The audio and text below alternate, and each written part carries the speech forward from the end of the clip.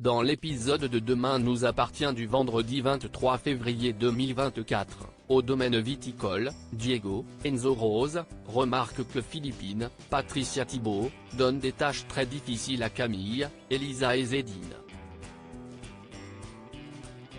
Elle lui a non seulement demandé de sortir les fûts, mais aussi de les nettoyer, des tâches qui doivent être effectuées à plusieurs en temps normal.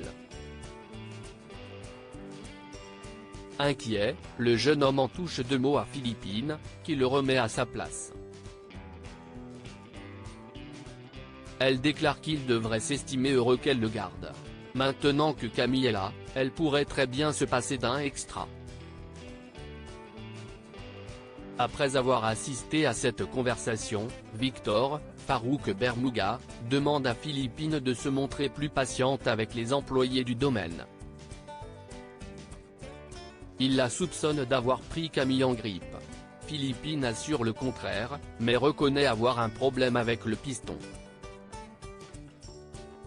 On ne lui a jamais fait de cadeau, alors pourquoi devrait-elle en faire aux autres? Victor se moque de son avis et met les choses au clair, Camille a besoin d'aide et ils vont la lui donner. Que cela lui plaise ou non. De leur côté, Camille et Diego vont déjeuner au Spoon. La jeune femme remercie son collègue d'avoir pris sa défense. Il y avait longtemps que quelqu'un n'avait pas été si gentil avec elle.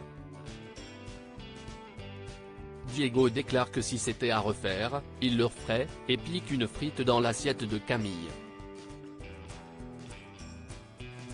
Les deux collègues se mettent à rire juste au moment où Maud, Sixtine Dutheil, passe devant le Spoon. Dépitée de voir sa sœur aussi complice avec son crush, l'adolescente s'isole en bord de mer et se met à pleurer. Au commissariat, Nordine, Youssef Agal, annonce à Manon, Louvia Bachelier, qu'il a acheté une tête à coiffer pour l'anniversaire de Nora. La jeune policière trouve ce cadeau très cliché, mais Nordine est sûre de son choix. Lui-même en avait une quand il était petit et il l'adorait. Un peu plus tard, Bart, Hector Langevin, arrive chez Sarah, Camille Guenard et Roxane, Raphaël Volkov, les bras chargés de cadeaux. Il confie avoir acheté un mannequin, un chat porte-bonheur en céramique pour Enora. Aussitôt, Roxane se met en colère. Si le chat venait à casser, Enora pourrait se blesser. Le soir venu, un cadre tombe du mur et Roxane panique. Si Enora avait été en dessous, elle aurait pu le prendre sur la tête. Lassée, Sarah lui fait remarquer que Nora est une petite fille et qu'il serait normal qu'elle se blesse et tombe de temps en temps.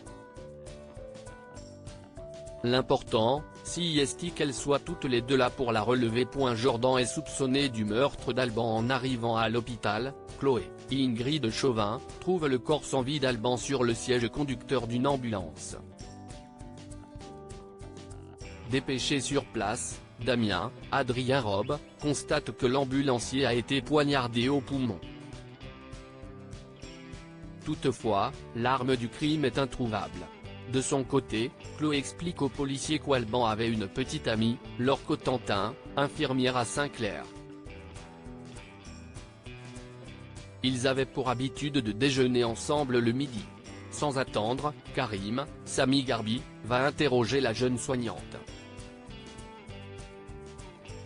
Cette dernière explique avoir vu Alban pour la dernière fois la veille. Elle a dîné avec lui avant son service. Elle précise que son petit ami n'était pas anxieux et ajoute que celui-ci n'avait pas d'ennemis à sa connaissance.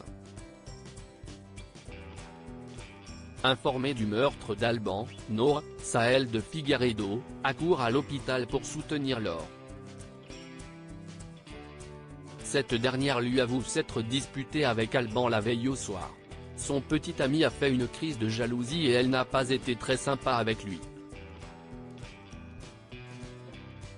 Se pourrait-il qu'après leur dispute, Alban se soit frotté à quelqu'un d'autre? Nour lui conseille de tout raconter à la police. Qui sait, son témoignage pourrait les aider à comprendre ce qu'il s'est passé. De son côté, Karim poursuit son enquête et se rend au Spoon pour interroger Bart, Hector Langevin. Ce dernier confirme avoir vu Alban la veille. Il se disputait violemment avec Jordan, Maxime Lelu, le fils d'Audrey, Charlotte Gaccio, qui l'accusait d'avoir une liaison avec Laure. Sans attendre, Karim essaye de joindre Jordan mais son téléphone est sur messagerie. Convoqué au commissariat, Laure confirme avoir une liaison avec Jordan depuis quelques semaines. Alban venait de le découvrir, si est pourquoi il s'est disputé avec elle puis avec Jordan la veille. La jeune femme raconte par ailleurs avoir passé la nuit dernière avec Jordan, mais celui-ci était parti lorsqu'elle s'est réveillée. En fin de journée, Jordan rentre comme une fleur chez les Roussel. Sa mère lui reproche de ne pas avoir répondu à son téléphone de la journée, ce à quoi Jordan répond qu'il a cassé son écran et a laissé l'appareil chez un réparateur. Soudain, on frappe à la porte.